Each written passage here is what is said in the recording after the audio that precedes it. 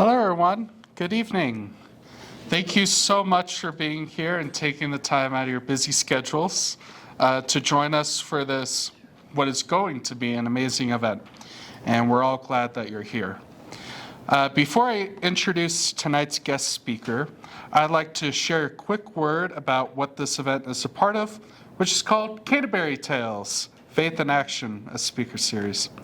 This speaker series is dedicated towards inviting inspiring leaders like yourselves, both in faith and society, to share their perspectives about important topics that affect our daily lives, especially at the forefront of conversations within and outside our church. We want those to hear these speakers to walk away with inspiration to discuss and act on those topics. Before we also get started, make sure to mark your calendars for more exciting events coming up with us. On Friday, April 25th, Sister Hannah, the prioress of the community of St. Mary's, will share her insights on faith and monasticism. This will take place right in Co-Library, room 506 at 5 p.m. This will also on April 29th, so Tuesday, April 29th, we'll have the Governor of Wyoming, Mark Gordon, presenting on part one of our Faith and Politics event, which will also happen in Co-Library, room 506. On May 2nd at 5 p.m., also in Co-Library, room 506, Representative Trey Sherwood of House District 14 will conclude part two of our Faith and Politics event, as well as being the last event of our speaker series for spring 2025 semester. Tonight we're exploring a very fascinating topic, faith and ecology. It's certainly one that hasn't gotten the most attention by scholars and theologians, but certainly is nowadays. And let's be honest, every Christian has a very different idea of what the environment and also faith, both as Christians and also people of faith, and having a spin on it. So let's get into it and have an open, thought-provoking discussion on ecology and the Christian faith. How this night is going to work, because it's a little different than last event, is that our guest speaker will be reading both from her book, which we'll talk about quite shortly, and also a presentation on PowerPoint for your enjoyment. So that being said, let me introduce this evening's guest speaker. Our guest this evening is the Right Reverend Cathleen Bascom, the 10th Bishop of the Episcopal Diocese of Kansas. She is the first woman to serve as Bishop of that diocese. Bishop Cathleen, a native of Denver, Colorado, has many degrees following her name. She earned a BA in English from Kansas and an MA in Modern Literature from Exeter University in the United Kingdom. She earned her MDiv at Seabury Western and is a Doctor of Ministry from Iliff School of Theology, also down in Colorado. In 2017, she completed an MFA in Creative Writing and Environment at Iowa State University. She had a faith experience that nurtured her throughout her own Canterbury Fellowship at Kansas, where she explored a call to ordination. After ordination, she served as a campus minister from 1993 to 2001 at Kansas State, Washburn, and Wichita State. From 2007 to 2014, she was the Dean of the Cathedral Church of St. Paul in Des Moines. Did I say that right? Okay, good. She's also the author of a novel, which will be talked about tonight, Of Green Stuff Woven, an eco-theological novel from which you'll hear some excerpts tonight. Also a shameless plug, but our own chaplain, Alan Doyle, the Reverend Alan Doyle, wrote a review of this novel for the Anglican Theological Review and raves about it, so please consider purchasing a copy today. That is available at the back of the room. In addition to serving as the Bishop of Kansas, she is the visionary behind the Episcopal Grasslands Network and the broader initiative to connect the Episcopal Church through eco-regions dedicated to work of localized grassroots and creation care initiatives. Kathleen is married to Tim Bascom, and they had 2 awesome adult sons, Conrad and Luke. And Bishop Kathleen likes to garden, cross-country ski, travel, and enjoy the blessings of family and friends. My fellow friends here tonight and also online, please join me in welcoming Bishop Kathleen.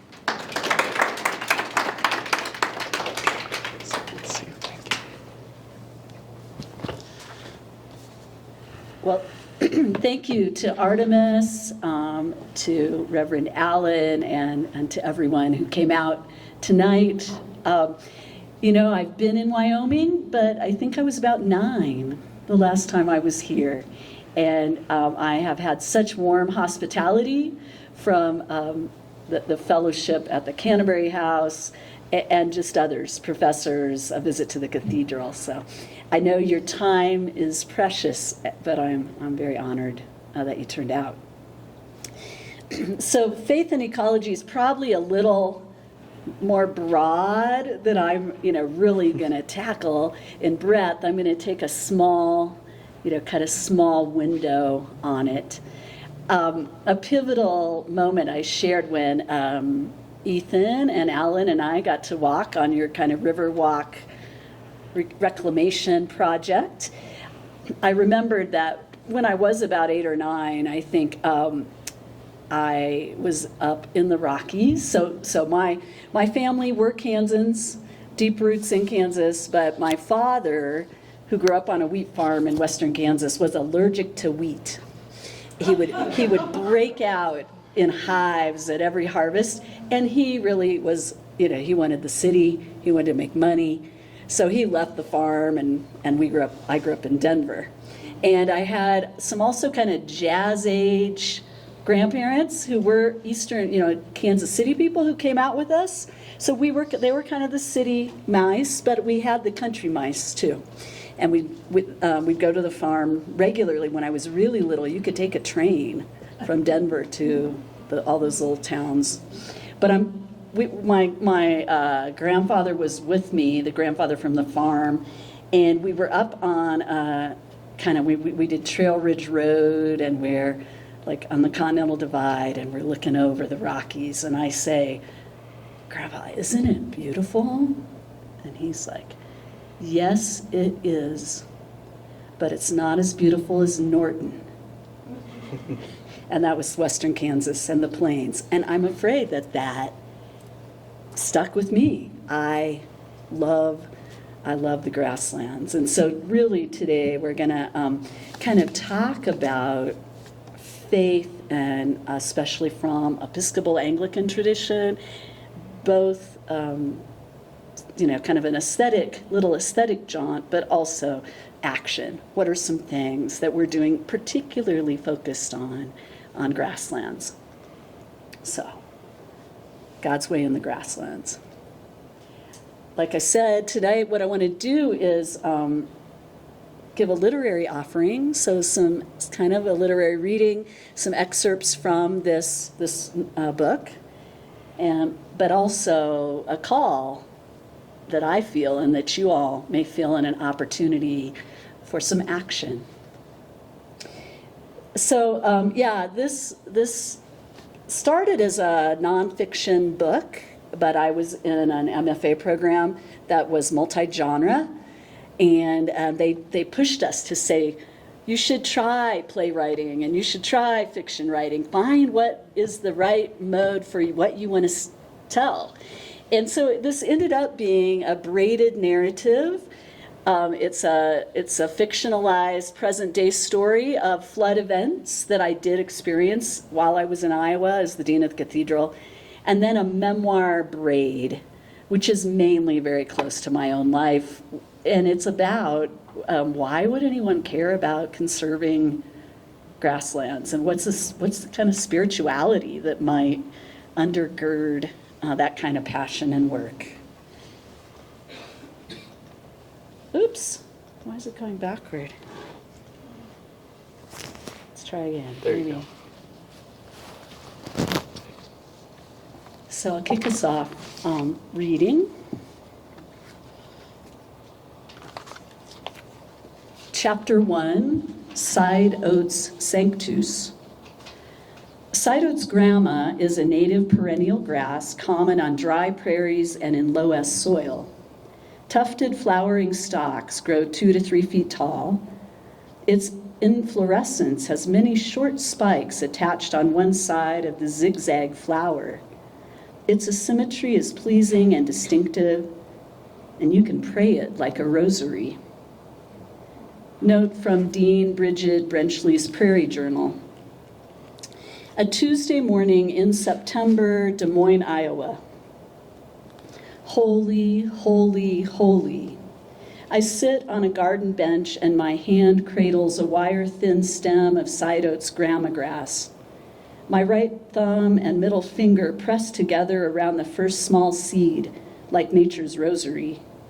These kernels of side oats are in size and hue like the wheat grown on my grandparents' farm in Kansas. Holy, holy, holy. The words of the ancient Sanctus, first penned by Isaiah the prophet, form themselves inside me. I mouth the words. As a 40-something woman priest, dean of an Episcopal cathedral, people cut me a lot of slack about talking to God, even outdoors. I picture myself behind the marble communion altar inside the cathedral, trying to stand tall in a former male dean's chasuble, its brocaded seams hitting wrong on my frame. When interceding for a few hundred human beings, as we all chant together, holy, holy, holy, I am often overtaken by life's mysteries. The lines of each face or the stories behind each pair of eyes. But this morning, as I sit half hidden in tall green strands, the holy mysteries are equally, if not more, evident to me in the grasses and wildflowers that move in the breeze. Only lately have I been committing them and their distinctive characteristics to heart, the way I once memorized favorite prayers or spiritual teachings. I record them in a prairie journal. Blue stem, switchgrass, liatris, lady slipper. A lot of these you can see at the Berry Prairie, actually. Their names taste sacramental on the tongue. St. Augustine writes that we are only fully human when we're engaged with the natural world. Some people dive into the vivid layers of fish swimming in the coral reefs. Some people count birds on Christmas, noting each call and wing and colored breast. For me, it's the prairie grasses.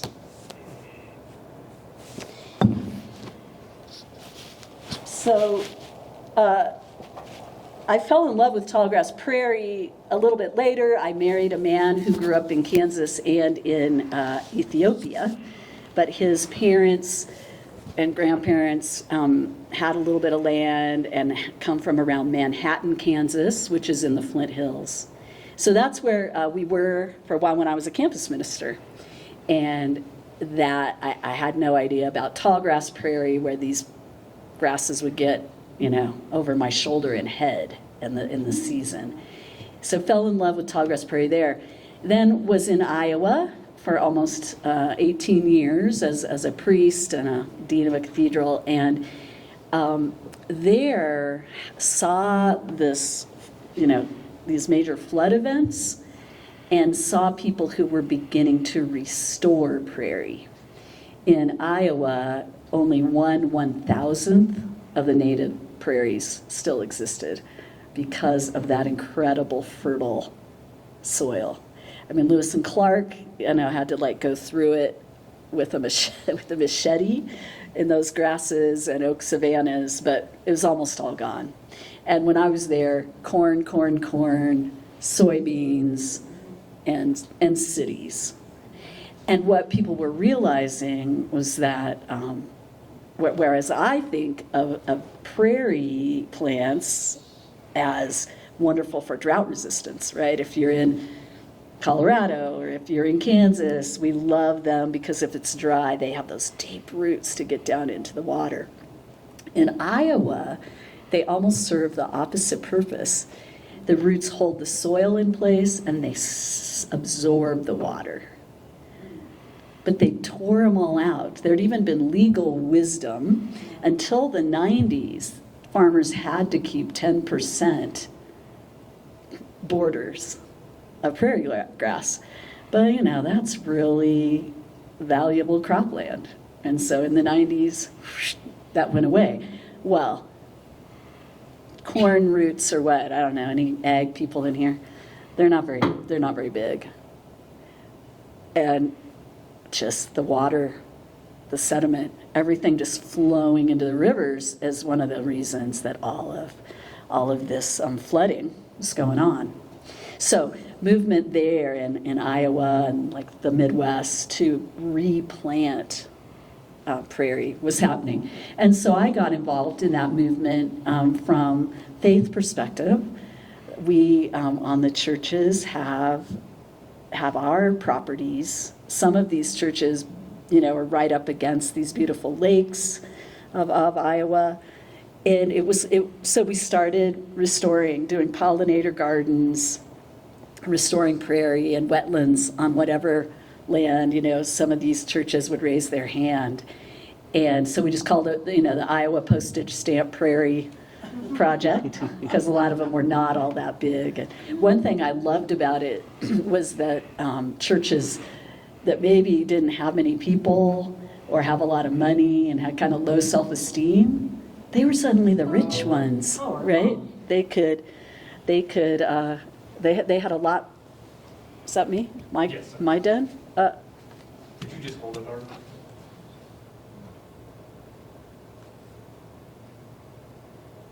Hello? Power on. Bluetooth pairing.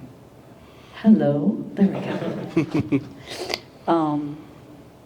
Yeah, anyway, that was just sort of cool. That the last shall be first. These people were seeing their own wealth in their land and not necessarily in the bank. So that was kind of an early part of the movement for me.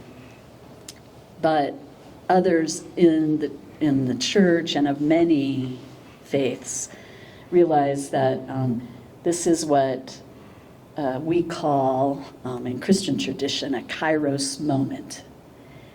That this is a time when the people of God must move where God wants to move, where we must move and act. Climate change, biodiversity loss, and pollution threaten God's people and God's beloved planet. The title of Green Stuff Woven does come from Walt Whitman's Leaves of Grass, and talks about how we are of Green Stuff Woven, the idea that humanity, what we do to the rest of the creation, we do to ourselves. And this book, I think, hopes to explore, that reality that we're all in this. We are all beloved, every part of the creation, and we are all interwoven together. So kind of that move from the churchland work. Some places, I know that some people, we have like Plainsong Farm, and Episcopal land has also been used toward regenerative ag and putting these farms in. But in terms of the crises we're facing, that's pretty small scale work, right? And I'm like, okay, I think we've got to expand this movement. It's got to be bigger, both partnering with many people. But also I started to think about just Episcopalians or their friends and neighbors and their lands and their expertise. And if we can, build that out, the impact for all that God loves is a lot greater. So I already alluded to this one grandfather, and in our living legend, the Dust Bowl, was a kind of important thing. So I'm going to read a little bit longer from this book about kind of stories that I knew about from their time. Chapter 10, Winter Wheat. Winter wheat was brought to Kansas by German Russian Mennonites. It transformed the high plains. Who thinks about the fact that wheat is grass? Of the 15 crops that stand between us and starvation, 10 of them are grasses. Note from Dean Bridget Brenchley's Prairie Journal. Section 7 and 8, Emmett Township, Norton, Kansas, April 1970. For my paternal grandfather, Floyd Brenchley, grasses were not the lace-around recreation, nor were they au jet d'art. They were sustenance. It was with Grandpa Floyd that I learned that grasses are edible. In stature and style, no one could have been more different than my other grandfather. Whereas Barney was short and wiry, Floyd was over 6 feet tall with long limbs. He had a tanned, serious face of sun and wind-induced wrinkles and a forehead chalky white from years under a round-brimmed Stetson. My paternal grandparents lived on a wheat farm near Norton, Kansas. I have a treasured photo of Floyd and me when I was an elementary kid. His lanky arm is draped around my auburn strands, and we are dressed in identical blue overalls, except that mine have hippie embroidered flowers. He was both bemused and amused that a 10-year-old girl from Denver would don bib denims. He pulled me a little awkwardly to his side for the photo, and he smelled like sunlight and starch and the tang of chewing tobacco. Whereas Grandpa Barney's mouth was central to his personality. From it proceeded jokes, rollicking laughter, a whistle, a grin. Floyd's mouth sort of disappeared into his face, perhaps due to lack of use. He spoke instead through actions and through his eyes. They were a foggy blue color like the water of the English Channel from whence the Brenchleys originated. There was often a pensive, far-away look to them, the eyes of a Midwestern sea captain who had stared too long across the swells of grain and seen men drown in their depths. Why exactly Grandpa Floyd's forebears left the Brenchley Sons of the American Revolution identity in Connecticut to homestead on the Great Plains isn't documented, but we ennoble ourselves with the likely story that we were free staters, called to cultivate Kansas and keep it out of the hands of slave owners. We do know that soon after she arrived from New England, Floyd's grandmother was hit by lightning while pulling clothes off a line and died. We also know that her son, Grandpa's handsome fiddle-playing father, abandoned his wife and 2 tiny children. Floyd was 3 and his sister a baby. Then the Dust Bowl struck. Any trace of blue blood, New England identity withered and blew away. My grandfather Floyd's life was much more like that portrayed in the ballads of Woody Guthrie than of a long-lost descendant of the first governor of Vermont. Grandpa Floyd married Grandma Jenny. Her real name from her Friesland immigrant parents was Tishka Ripkama. But from day one, this practical girl of 4 feet 10 inches demanded the appellation Jenny. When they married in 1925, the harvests were good, and metal implements were easing the labor. But by 1933, the wheat harvests were the lowest on record, the worst in 38 years. My grandparents ended up saying farewell to more than half of Jenny's first-generation Dutch siblings who headed west to Paradise, California, to pick fruit and survive. The Brenchleys stayed. In the worst years of the Dust Bowl, my grandparents would search for the silvery green leaves of lamb's quarters surviving in the shade of locust trees.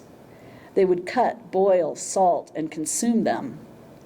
It is only now, at 70-plus years, that my father, Floyd and Jenny's only child, can enjoy spinach. So akin is its taste to the tenacious weed that helped keep them from starving. Perhaps it was the memories of the Dust Bowl that floated behind Grandpa Floyd's gaze, or perhaps it was the wreckage of his marriage. Floyd and Jenny mainly stayed apart. They slept separately, Grandma in a hot, frilly bedroom near the kitchen, and Grandpa on a 3-season porch made bedroom full of muddy work boots and coat trees of coveralls. The reason given was his love of sleeping in the cold, but it was obvious even to a child that their relations were frosty. Together, they looked about as happy as the couple in Grant Wood's famous American Gothic. However, by the time of my childhood, the Great Depression was long over, and Floyd and Jenny were living proof of the New Deal and the Agricultural Adjustment Act. I'll often talk about how they were dyed-in-the-wool Republicans who loved the Roosevelts. They were empowered to purchase a half section of land. They paid off a 40-year mortgage in 6 years, and they lived in a ship-shaped white farmhouse trimmed in forest green. Dust no longer choked the air and blew under their doors. In those boom days before the 80s farm crisis, what the wind tossed back and forth were golden acres of wheat. I have one lasting memory when my grandfather Brenchley stood and gazed out in the field was me. In the fields nearest the farmhouse, I ran and danced in the waving winter wheat. Often the wind in Norton, and I hear maybe in Wyoming, was strong and one-directional, as if the Creator had a huge blow dryer aimed across the plains. But this day there was just enough breeze, like this morning, to tussle the wheat.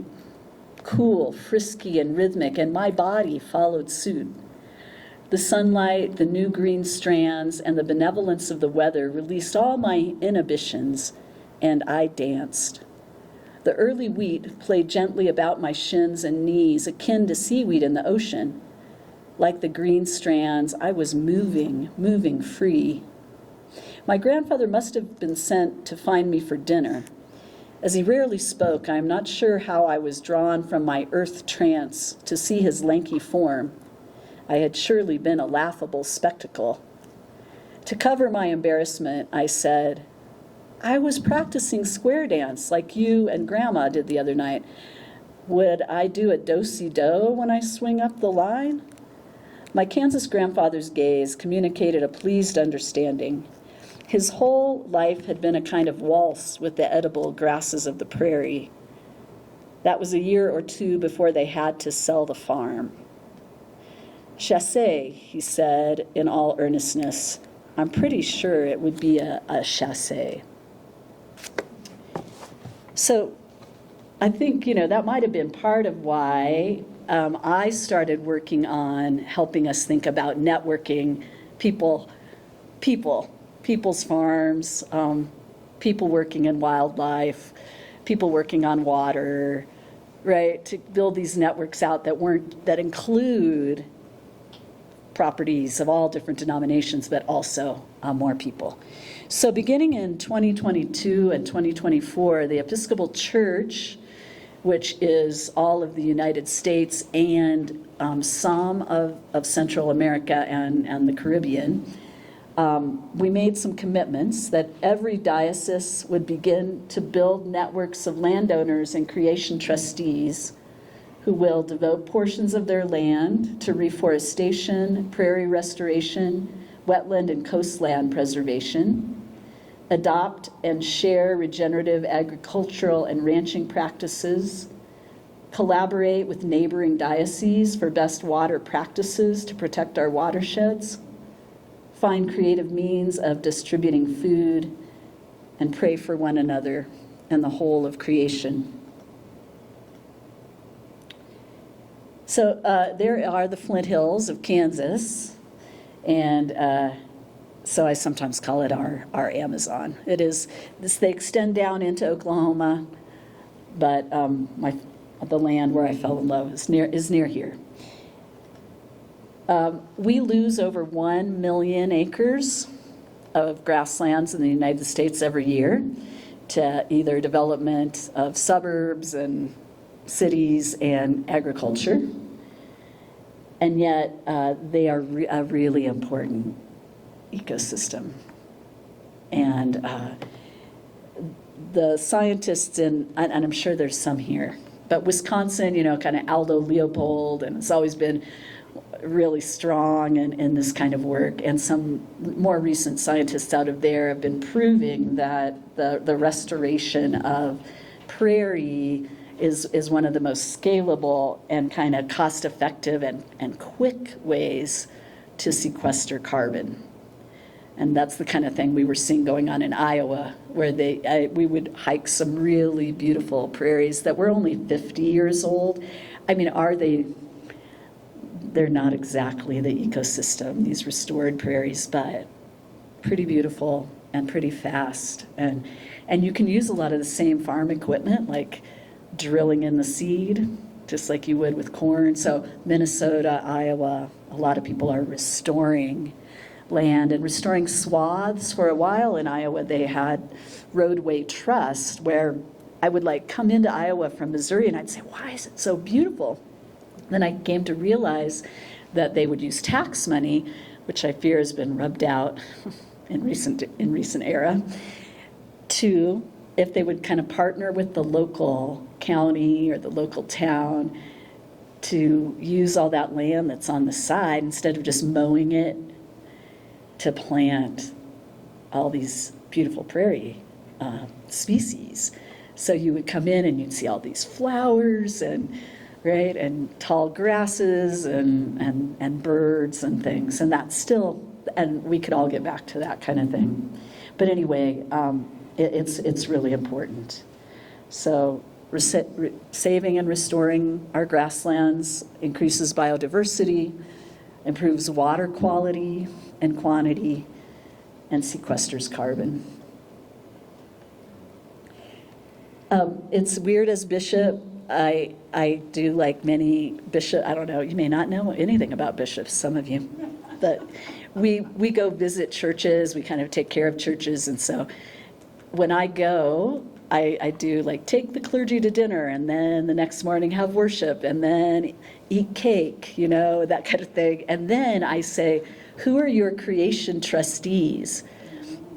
And first, a lot of them would be like, no, we don't have any. I'm like, yeah, you do. You may not know it. And then they would start listening. And so just, again, farmers, ranchers, gardeners, hunters and fishermen, conservationists, oil and gas. I mean, we all have to be in conversation. Wind energy people, cement leaders, people who know about our waterways and our wildlife. And so when I go out, I ask, what environmental changes are you observing, if any? What's concerning you? A lot of, and for us, invasive species, red cedars are a bane in my part of Kansas on the prairie, and Johnson grass seems to be bad down in the south. What age-old practices would you share?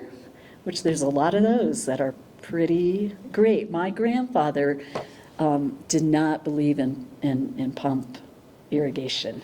And that was another memory I had, was standing with my father and him seeing the first pivot irrigator.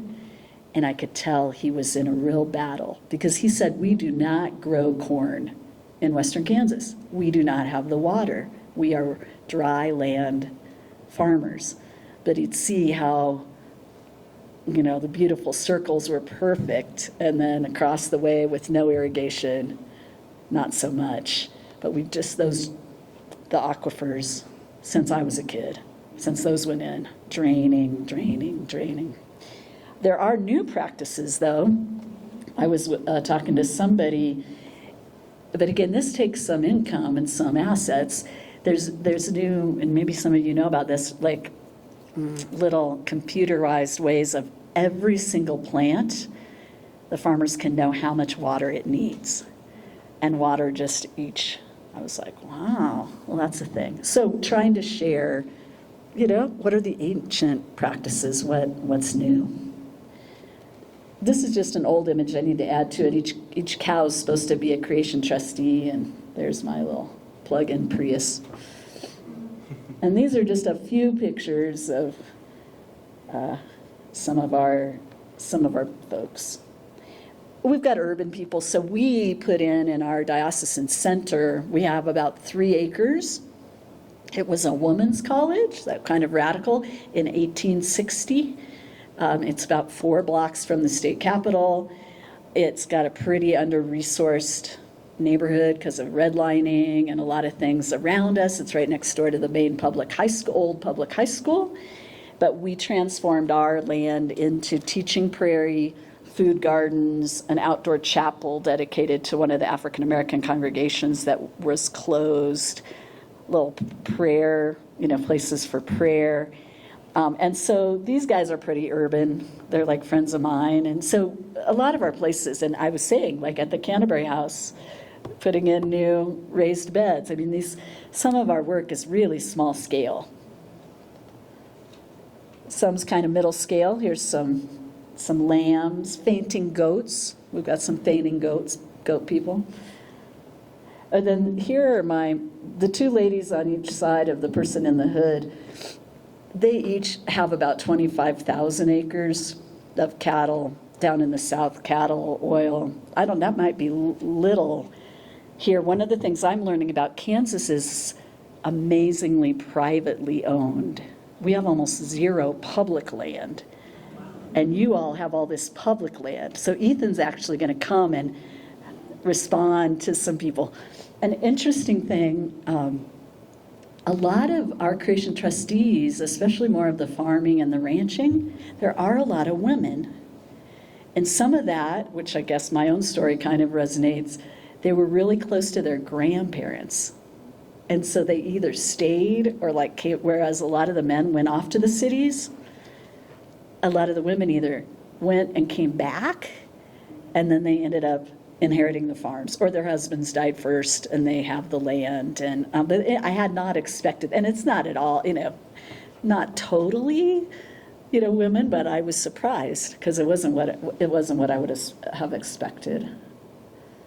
But again, there in the south, and that's only part of Kansas where the oil is a thing, but there's a lot to learn about how close can the cattle be to an oil well. And so that's the only prairie I know in my diocese that is never been grazed even. So never farmed, never grazed except by bison. And there's not much of that. But the bison, the difference with the cattle do a great job. Like that big picture was all cattle ranges. But the bison are much more picky eaters. And so the biodiversity, astonishingly more. The cattle will eat many, many kinds of species. The bison won't eat as much. And I love how, in their fuzzy fur, all those tall seed heads get caught in the fur, and then they shed, and then the snow comes, and the seeds go down, and then they stomp it. They would stomp. There's people who do whole doctorates on that situation, right?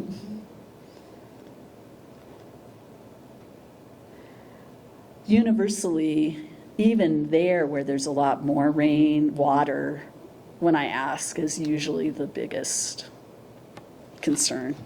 So I know our time's probably, I'm going to share one last. This flood, I did experience a flood where we did a lot of rebuilding as the cathedral.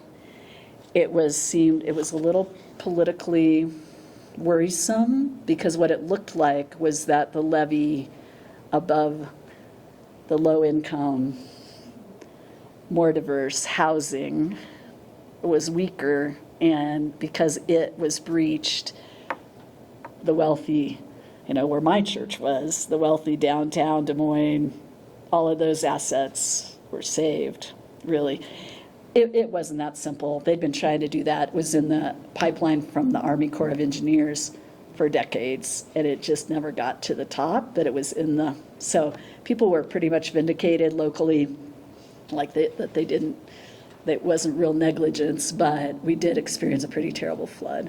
And so this chapter is called Swamp Milkweed, chapter 23. Swamp milkweed is found throughout the tallgrass prairie region in moist soil at the edges of prairie potholes or marshes. It grows to a height of over 5 feet with pink blossoms and a small amount of milky juice that exudes from its glabrous stems when broken. In our biocell, these are the giants. Unlike us, they adore all this never-ending rain. Note from Dean Bridget Brenchley's Prairie Journal. Sunday morning, a little before 6:30 a.m., the marshland levee breaks. A small band of cathedral leaders get in a car to find a couple from the parish who seem to be lost in the flood. The levee above the marshland neighborhood was breached at 6:18 this morning, the radio voice announces. Travel in that area of the city is highly compromised. Where the highway crosses the river on 2nd Avenue, heading north from the hill that is downtown, the water is very elevated. We look north and see what looks like a bay. Where once urban streets spread, a body of water stretches. Dearest Lord, Burton says, exhaling. Are those boats? Or did I have too much champagne last night? Phil asks. We see boats, no joke, where cars once drove. In one small motorboat, 2 rescue workers stand. The highway coming the opposite direction is actually closed, and not far from us we see a family with some belongings in a slightly larger craft, taking shelter for a moment under a viaduct. We almost hit someone standing on the highway taking video footage. Luckily, we do see land ahead where 2nd Avenue exits off toward Henry and Pearl's neighborhood. 2nd Avenue is like a land bridge. We start down the street most direct to their house, but once we turn, we see it looks like a fishing ramp, completely impassable. We back the car up. We try the next street and cover our mouths. Sewage seems to be bubbling up into the water from somewhere below. The odor and the devastation make us all silent. Burton points and Phil finds another drier street, and our hopes rise for a block or two. But there we encounter mud flats and downed trees. A dead dog lies amidst soggy twigs with its tongue draping out. In the arid West, where I grew up, people fight wars to gain trickles of water. Now I see the power of water in a new light. I become aware that floodwater is actually heavy and that many things ride on its strong, moving shoulders like a conveyor belt. When it dissipates, the floodwaters hurl and drop their baggage pell-mell. Where the water had subsided, clothing, appliances, play equipment, campers, street signs, as well as plant and animal life lay strewn. I used to read of the primordial flood of Noah's time and imagine some pristine end to the flood, like water draining from a swimming pool. Now and forever, reading those chapters in Genesis, I will see and smell the damage left from this deluge. So I bet some of you are creation trustees. You may or may not be people of prayer and faith, but so this is kind of angled toward my own group. But you can pray for others, and as we build relationships, we can know what's going on and what people need. We hope to meet at least twice a year, share our struggles and successes with maintaining grasslands. And there's an invitation for you, the greenish colored sheet. Some people are coming to Topeka, Kansas, but our grasslands network stretches from us in the east all the way to Montana. And you can I think that QR code should work. It's the Friday night is more of a arts night with a filmmaker, somebody who's really a prairie author, people who are making art, beautiful sort of batik out of the prairie plants. They actually can create dyes and shapes. And so that's the Friday evening, if that's your kind of vibe. And then Saturday, and there's a schedule there that'll talk about the different, a woman who owns a ranch, people who are 600 acres of kind of restoring, keeping prairie right on the edge of the college town. We're going to talk about church lands and gardens, that kind of thing. So there's a schedule you could plug in, zoom in, and the registration ought to be there. We can consider shared watersheds.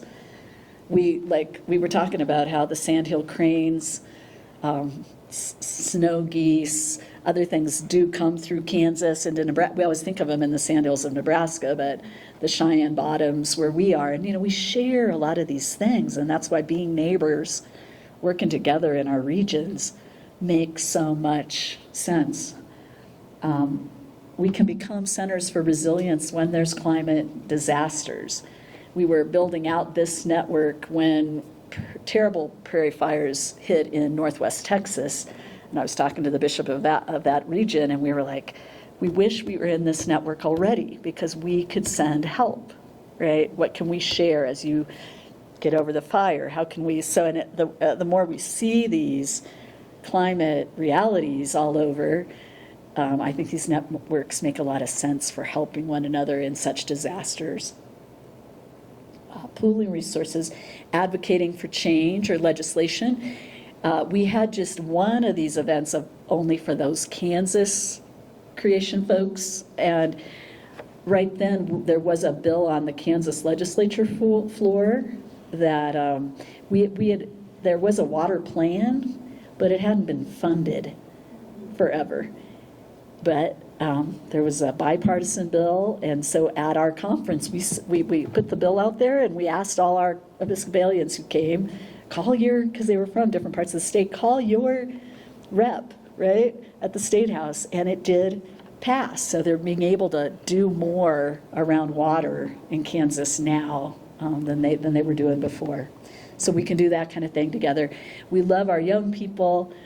We want them to learn from the older folks who've been doing this work forever and that's loving the land forever. And we want to learn from the young people like coming out of this university.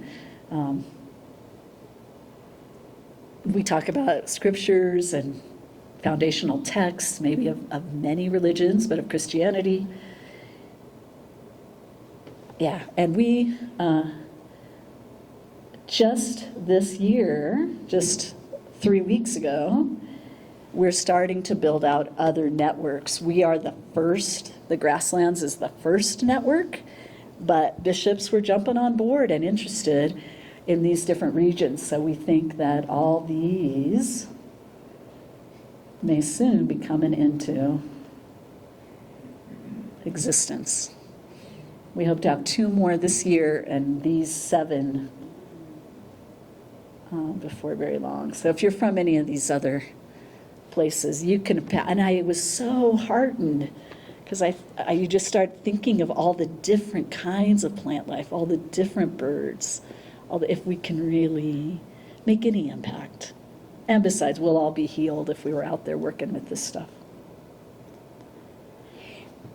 We're part of a global network. The Anglican Communion is around the globe, and these efforts are just one expression of something that's called the Anglican Communion Forest Project. I tease them, all those people in England. I'm like we don't really like trees in my prairie land, but they know. They're working on peatlands, right? They're working on mangroves, and we are one of their grassland expressions. But to plant is to hope, to protect is to love, to restore is to heal.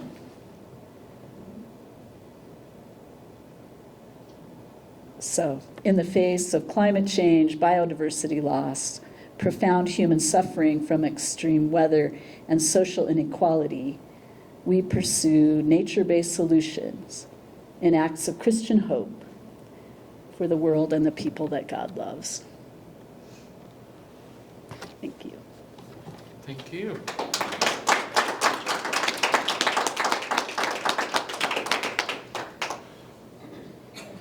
Thank you so much, Bishop.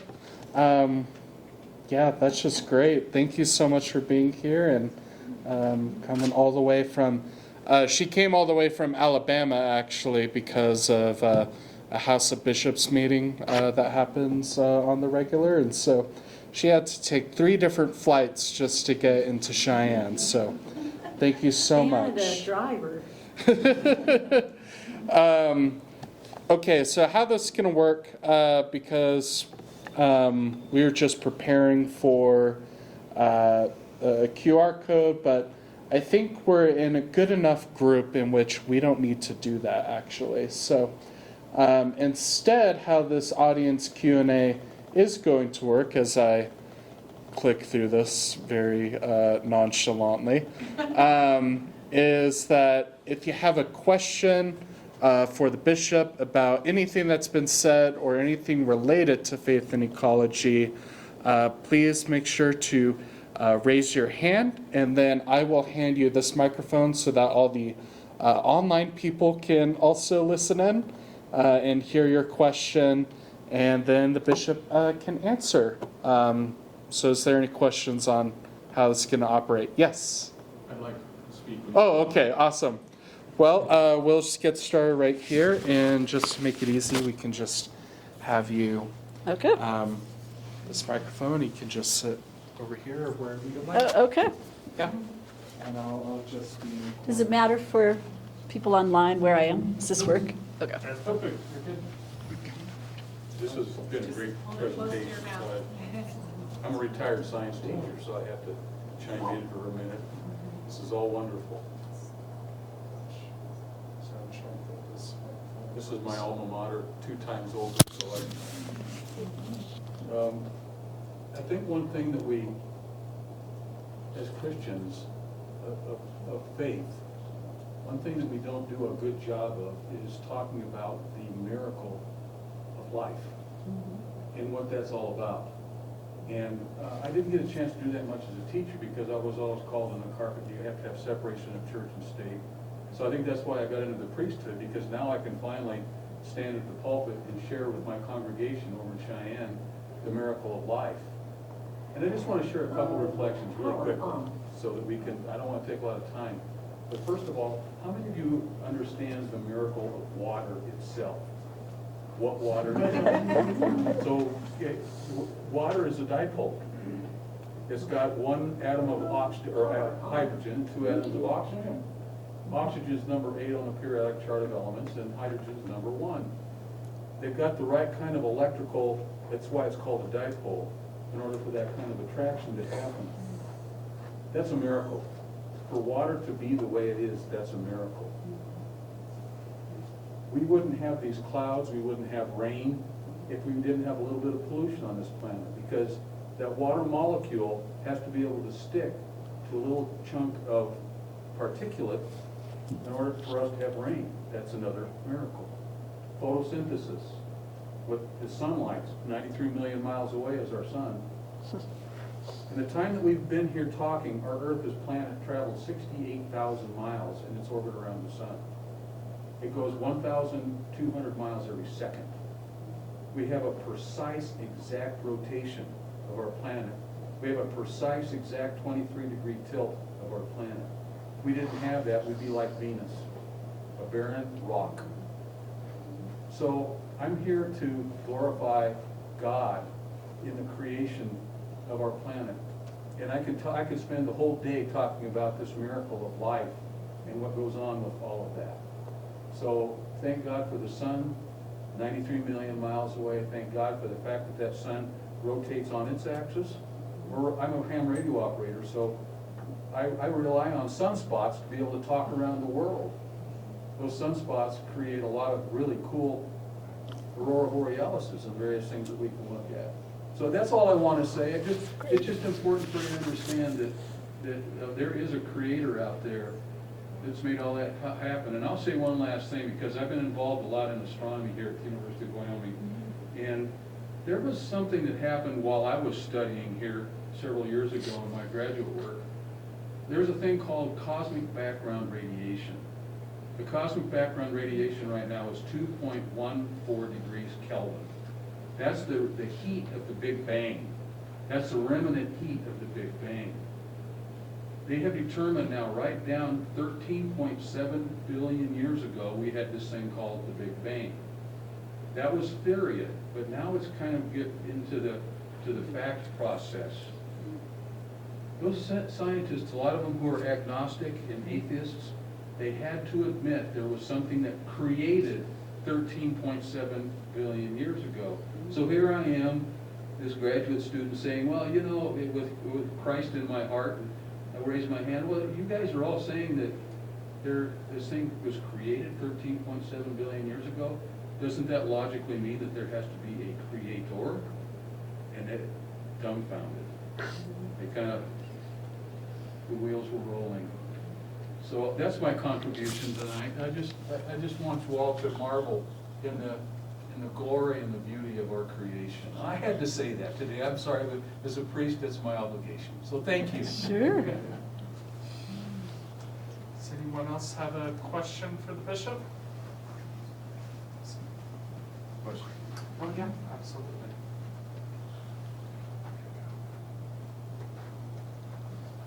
Thank you again for everything that's been said today. It's been really wonderful to have you here with us. My question is just, what do you think about the Episcopal Church equips us uniquely kind of to address these issues, our assets, or whatever it is about us to do that? I think that the Episcopal way has a couple of real benefits for this work, for this kind of sensitivity. I think that our understanding of Revelation, it takes on the image of a three-legged stool, which is scripture, tradition, and reason. And reason was really kind of broadly understood as experience. And we think that all of those are ways to know the divine.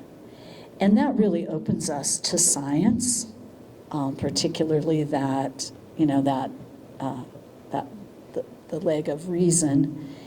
And so I think that's one thing. And it's kind of seeing our understanding of what humans can understand of God is dynamic and fluid, and all of those as like conversation partners, and reason can help us at how we see the scriptures, or how we see the human elements of them, for good or bad. So I think that's there. I think our tradition, I was just speaking about how, the Jewish wisdom tradition that you see in Proverbs, Psalms, many of the rabbis, Jesus carried that on. And so a lot of his parables, his teachings, his pointing to the creation, they point to the handiwork of the divine and being able to understand God through all this handiwork of God. So I think that's one thing. I do think that the Celtic tradition is one strand within Anglican. The Anglicans came out of Church of England and the whole United Kingdom. And I really do think that Patrick and those early, he was a Roman Christian, but loved Ireland, went back to it. And I think that a lot of the ways that the Celts lived their lives, very much in meditation and prayer and understanding of nature, and just like when they milked, they prayed. When they lit the fire in the morning, and that kind of blending of really more pagan ways with Christianity that's still in so much of our hymnody, in a lot of our mystical tradition, ties us to the creation. So those are two things that I think maybe make our tradition more open and interested in this work.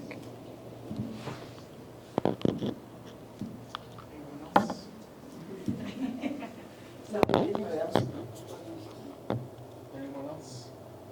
I got one, I guess, but Sal can go first. Oh, okay, no, this is tough. This is tough. I think you can hear me. First of all, I want to say thank you for coming. There's a kind of prophet in our midst. Because this university went through a period when they said, no Darwin, just we're going to say, okay.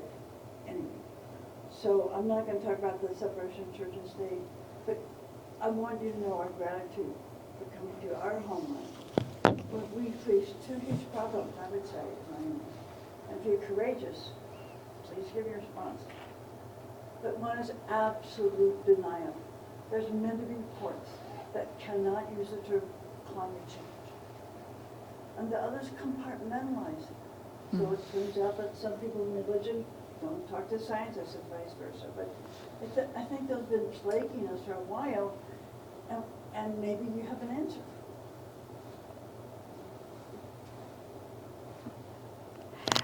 Well, I think that probably creating space to be together. And I find that in Kansas, like building out these networks with creation trustees, that party politics don't really come in a lot, and that there's a lot of things we can focus on doing. I do think that working on practice, and then we build relationships and maybe have more understanding.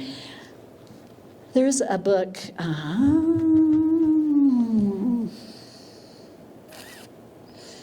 it's going to elude me, the title. I bet Alan knows it. Saving, yeah, I don't know, in terms of climate deniers, and I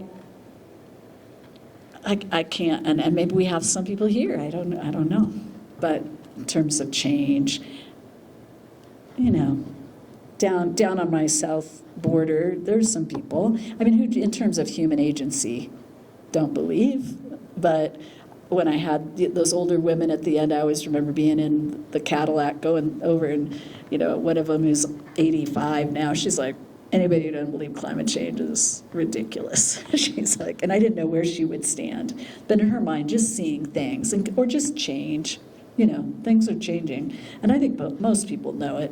So, but my milieu may not be like yours, so I don't think I have huge wisdom on that.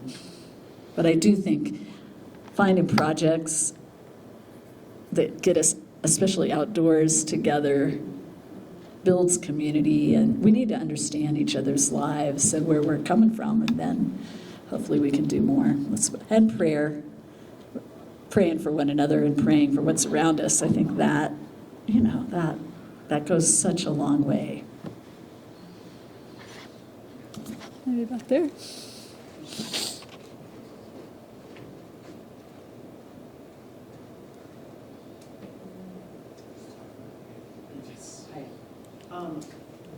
When you're doing projects like when you're doing projects like this, converting your little postage stamp of land to grassland or whatever, how do you decide, and who decides what that looks like? You know, are you trying to like restore it to what it looked like 100 years ago or 1,000 years ago, or what it should look like considering that it's 10 degrees hotter? Like, I know that's a lot, but like, how do you decide, and who decides, and do you talk to indigenous communities and all that?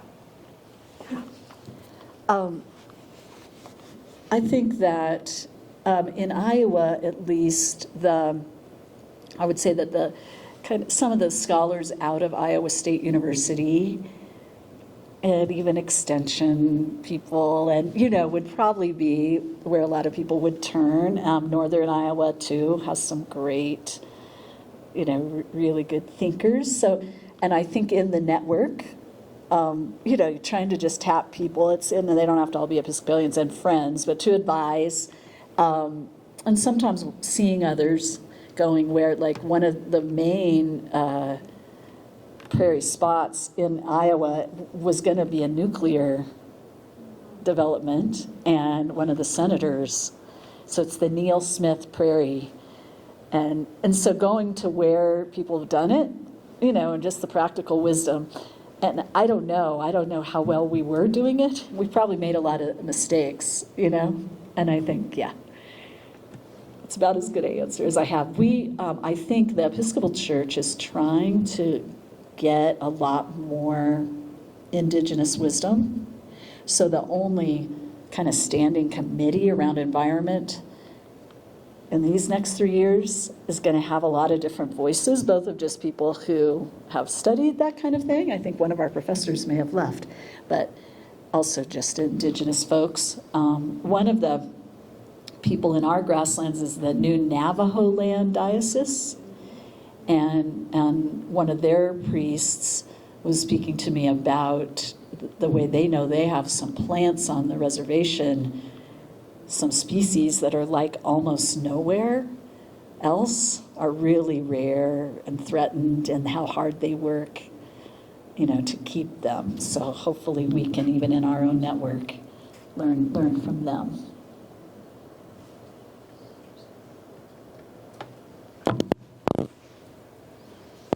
So we did not see the Diocese of Wyoming in your list of. Oh, that came later? Oh, that's because you guys, sorry, I didn't list the grasslands, which stretch, which is 12. You guys are part of the grasslands, even though you're The multi-mosaic. question I had was, is there going to be kind of a mountain eco? Right. Because we happen to be where the grasslands meet the mountains, as I know. is Montana, for example. Well, Colorado even. this is a great question. One of the things that talked about with Alan and people here is ours. This grassland network grew rather large because of the Bishop of Montana and myself both having ranchers who were doing regenerative ranching, and we thought they ought to talk to one another. And I didn't even really know Montana had grassland, I was like, oh, you do? Ours is probably a little large, and if these really come into being, we either may want to break them off, or what we were talking about was to have Laramie perhaps be a hub for exactly what you're talking about. Maybe Colorado, because Colorado's in our network, Wyoming, Idaho, and Montana. And we're going to have this grasslands event in Topeka, Kansas this year. We may do Northwest Texas next year, but I was saying maybe the year after that we could do it here in Wyoming. And again, the hub, we may need a hub down in like Rio Grande, Navajo land, Southwest Texas, which like the rancher who's speaking said, well, and we could divide it with people who are irrigating their pastures and those who aren't. And I'm like, oh, that's even a thing? In Kansas, we irrigate crops, but we don't irrigate, right?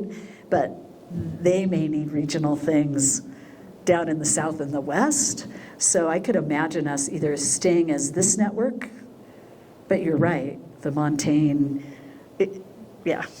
And this is really embryonic. So it could take all sorts of shapes. I have another question, sorry. So in 2022 and 2024, at the general conventions, were you a part of writing the resolutions that then ended up passing?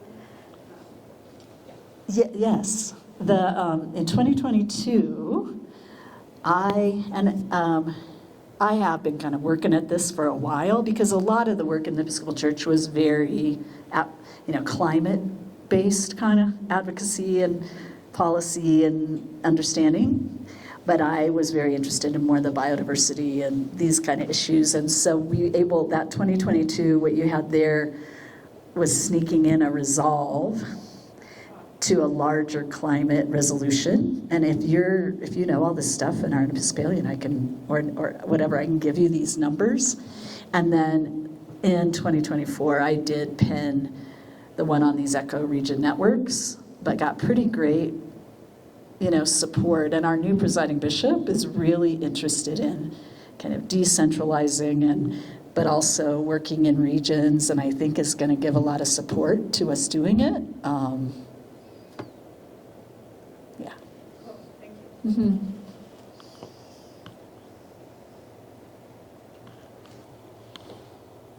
Well, that's a really good transition to my question. And I think just growing up kind of in the 90s and 2000s, there was this huge anxiety that a lot of young people have about the climate crisis. And I remember the moment of sitting in a Mexican restaurant with my parents just crying, because I was like, I want to grow up and be an adult, and I'm so scared. And obviously that's it's way more nuanced than that. But as I went into environmental science and studying it, it was still this huge existential dread that fueled it. And so I'm really curious how, for you, both faith and liturgy and writing and a novel feels like a very different approach to this type of work than this very fear-based rile people up, get them active. And so I come from that, I think, a lot more. So it's really a fresh breath air. And I'm curious, like, what led you to these modes of doing environmental work in comparison to kind of the normal rural kind of stuff? That was kind of random. Sure. No, that's a great question. So one is a very Christian biblical. We looked at it last night. Jesus is teaching about consider the lilies of the field and consider the birds of the air.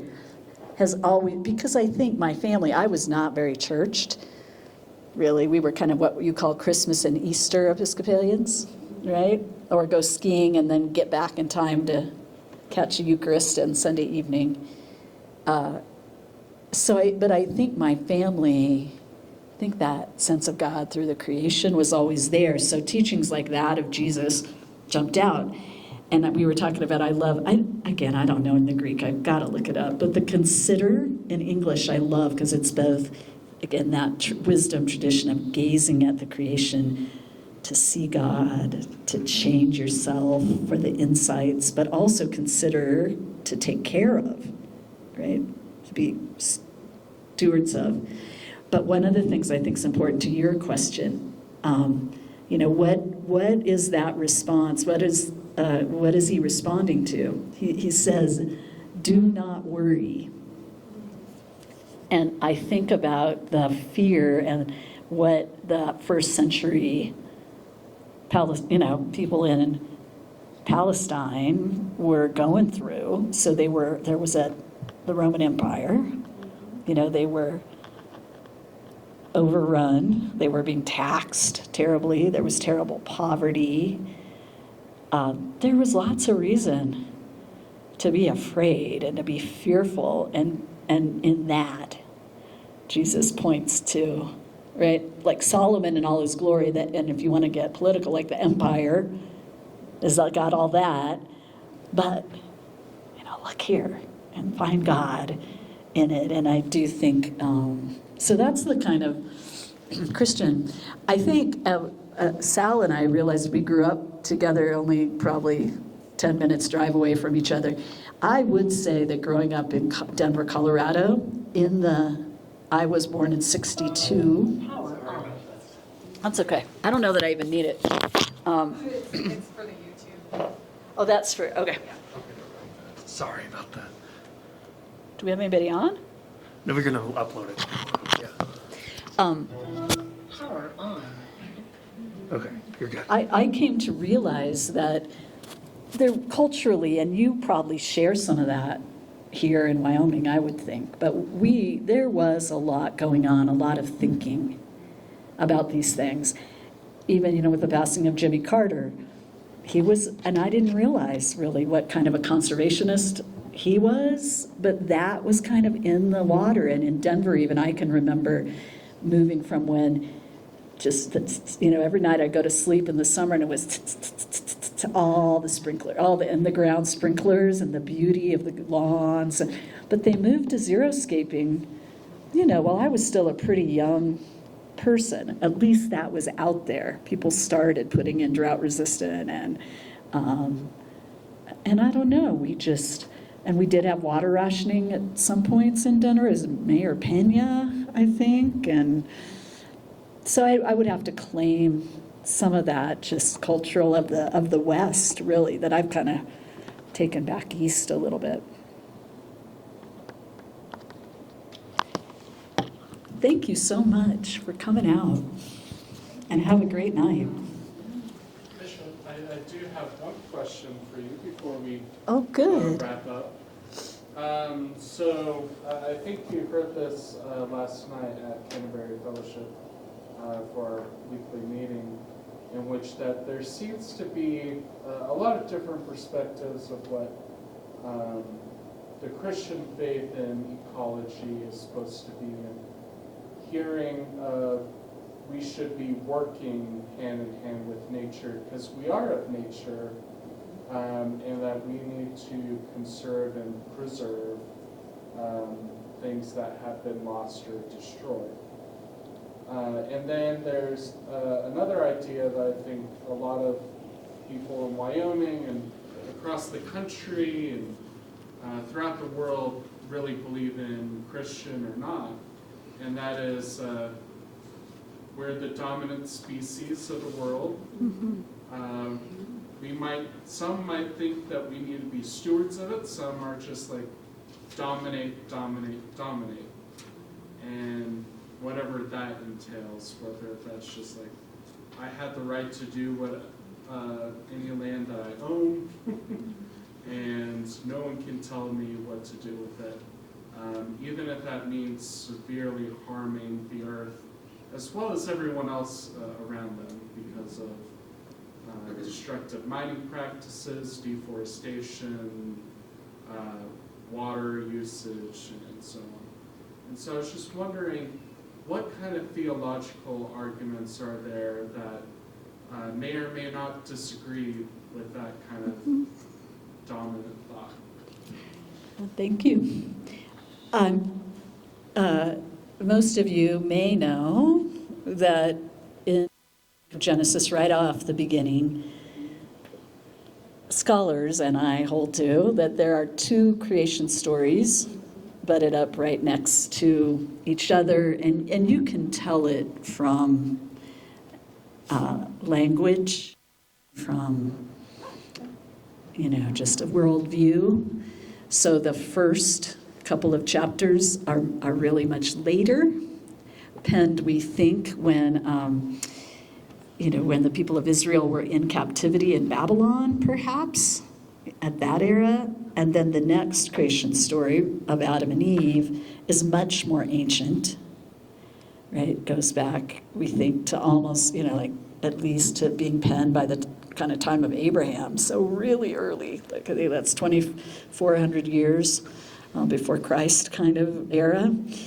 And those two, so the kind of dominance, kind of the human relationships, a little bit different in those two. I mean, some would hold it's God-breathed and it all works together, and you have to kind of understand that together. But the first two chapters I alluded to last night, in that sense, it's very much that God delights in the whole of creation, and humans are good, and every bit, the birds of the air are good, the creeping things on the land are good, humans are good, and everything in its holisticness are very good. And I've always thought that it's obvious that we are in the image of God and are elevated some in that part of that beginning of Genesis. But if we're in the image of the God for whom the creation is so good and also God breathed, then that is our full calling to live that, right? So it's a kind of elevation, and yet it's the highest calling would be this integrated care. I think greed, in the Christian tradition, greed is a sin, and we battle it, and gluttony, and there's a lot of things that we just believe are not our highest human identity and human calling, and we work against, and so some of those consumptive things fall right into that, years. That's where, again, for Anglicans, tradition is one of our, it's not just scripture and not just reason. We forget tradition a little bit sometimes, but not so much with our various saints. And so whether you want to go Benedictine or go Franciscan, there's still a lot of poverty and joy and having to live a lighter life. It's right out of our Christian faith. And I think with being Christ-centered, and really most of the New Testament, care for most in need is there. And we have to face that if we're not taking care of the whole created order and of the planet, that the least of these will suffer. And Jesus says, He is there. He is them. And so we have that.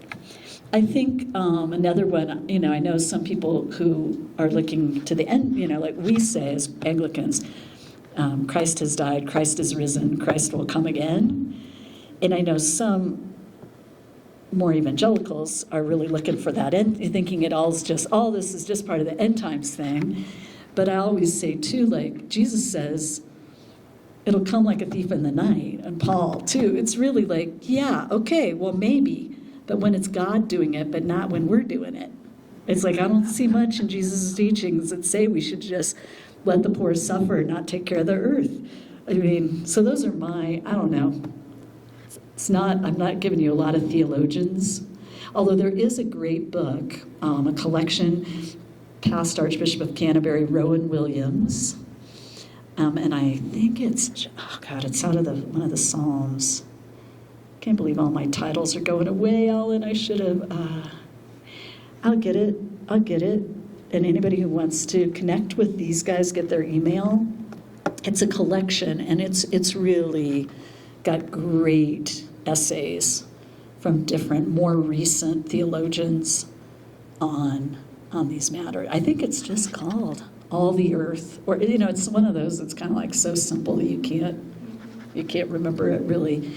And there's also some great, like there's a great Sally Gray, I think is her name, great liberation theologian, who says the earth and her creatures are the new poor, and so looks at these things a lot through that kind of liberation theology too. So if you want a book, if you have $20, they're back there. And if you want a book and you don't have $20, I would love to gift you a book if anybody's interested. I have just a few. Thank you. Thank you.